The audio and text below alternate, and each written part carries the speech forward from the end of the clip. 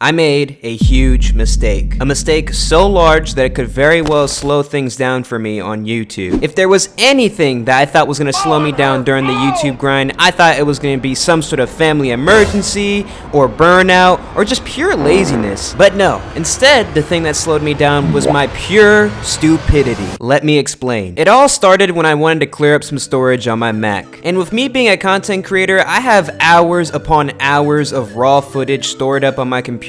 So naturally that's gonna take up a lot of space. And I didn't really want to delete all that footage, and instead of uploading everything on some sort of drive, I just looked up a quick way on how to clear storage on YouTube. I would watch multiple videos and I noticed that a common theme was that they were all talking about what's called iCloud storage, which, as it sounds, is an online cloud storage that is provided by Apple. And in all the videos that I was watching, they were telling me to turn off iCloud storage. And so that's what I did. I went on to settings and turned off iCloud storage. And well, it definitely did help me free up space on my computer because it cleared out all of my files. Now, while I was turning off iCloud storage, there would be a pop-up window asking me if I wanted to download my current files. And so I clicked yes, thinking that it was just gonna make a copy of some of my files, but it turned out it was downloading almost a terabyte of files. So I immediately thought to myself, oh, never mind, I'm not about to wait that long just to make some copies. Let me just turn off iCloud storage completely. And that deleted everything that I had on my desktop, which means along with that, it deleted all of my recorded videos, it deleted thumbnails that I made, it deleted pretty much everything YouTube related for me. Dang. Because apparently this whole time, for almost 2 years that I've been using this Mac, everything that I saved on my desktop that I thought was saving locally on my Mac drive was actually saving onto iCloud storage. And that was the default option. That was not something that I even turned on. Like literally within seconds, I deleted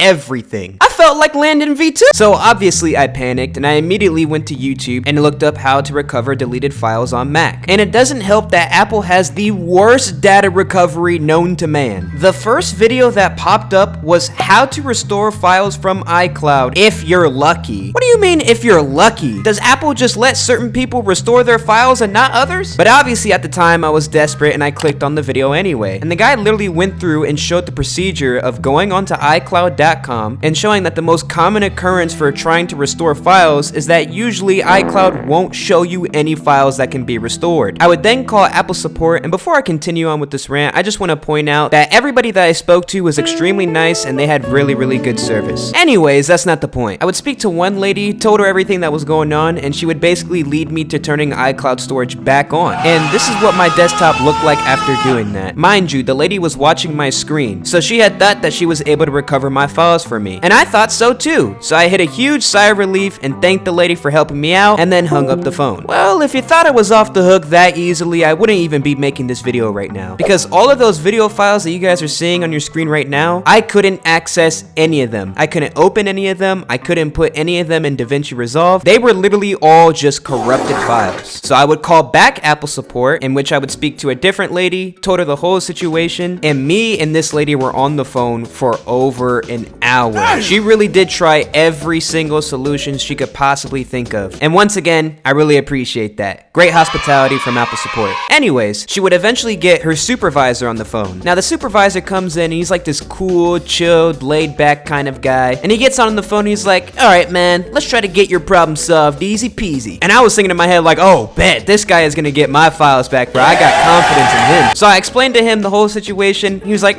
okay, let's see what we can do. And my conversation with him lasted about 5 minutes. He basically examined the details of my drive and straight up told me, geez man, there's not much I can do for you. I mean, I wish I could give you a better answer, but it looks like you're gonna have to use some third-party software to get your files back. And I'm thinking in my head, okay, this guy is probably gonna lead me through that. So I then asked him, do you have any in mind? Like, do you have any examples? Mind y'all, this is a supervisor for Apple that I'm talking to right now. And the guy responds by saying, I can only think of software that's compatible for Windows devices. It looks like you're gonna have to do your own research because that's not really up our alley. And I was like, oh, okay, thank you, bye. So I went to my most reliable resource to do my quote-unquote research and came across a software called Disk Drill. Now the thing about Disk Drill is that the free version only allows you to recover like 5 gigabytes of data. And so in order to recover my files, Well, I had to drop a bag. But again, I was desperate, so I did it with no hesitation. So I downloaded it and let it do its thing. It took it like 4 hours to scan my whole PC for recovered files. Whole time I was just sitting there watching YouTube and a little bit of Sakamoto Days, W anime. And finally, it was done recovering my files. And y'all wanna know the funniest part about this whole thing?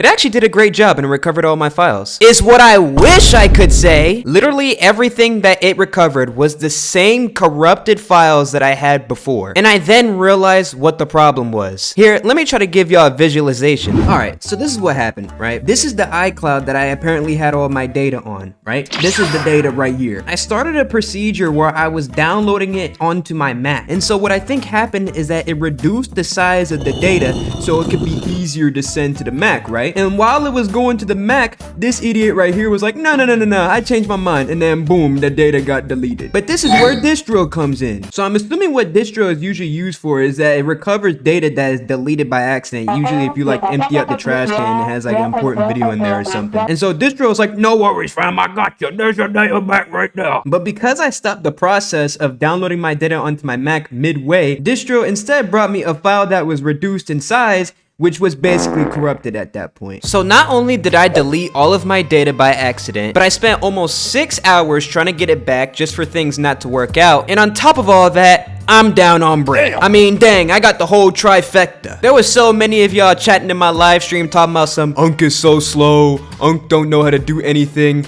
average Mac user. And I really thought y'all was just hating, but y'all might actually be on to something. I might actually be a slow Unk that has no idea what he's doing. But look, I didn't intend to make Roblox videos on my Mac anyways. For those who don't know, my original content on my channel was on fighting games. So I thought I was gonna record everything on my PlayStation and then edit it on my Mac. I literally only bought this Mac just to do work on. I wasn't expecting to start recording Roblox videos. But with all that being said, if you want to start a YouTube channel where you're playing PC games, I highly recommend you get yourself an actual PC. Now with me being the idiot that I am, I'm still going to continue to make Roblox videos on my Mac because I'm not about to drop 5 bands on a gaming PC just to play Roblox. But now I basically have to start from square one. I had 3 videos recorded for y'all. I'm not going to spoil all of them, but one of them was a sequel video of me playing with that E-Pal girl that had a mommy voice. Which, by the way, I would like to address all the comments that were talking about some, oh bro totally did this by accident. Bro, the original video idea was trying to find an E-girl to coach me into Hood. That video was actually supposed to be a setup into this video because this video was mainly supposed to be on the Hood, but then I realized I hate the Hood. And when I listened to her voice on E-Pal, it sounded normal. I had no idea she was gonna come in with that mommy voice. With that being said, if you guys do want to see a sequel to that video, and in other words, have me record with her for a 3rd time, then let me know. And I do want to remind y'all that when you guys go through hardships in your life, those are not signs of God leaving you or abandoning you. Those are invitations for you to run to him and grow closer to him. These next few weeks are going to be a bit hard for me to overcome, but I'm still going to continue to fully rely on God and get these videos out for y'all anyway. The video you'll see on screen is a video that YouTube thinks you'll like, so you should definitely give it a watch.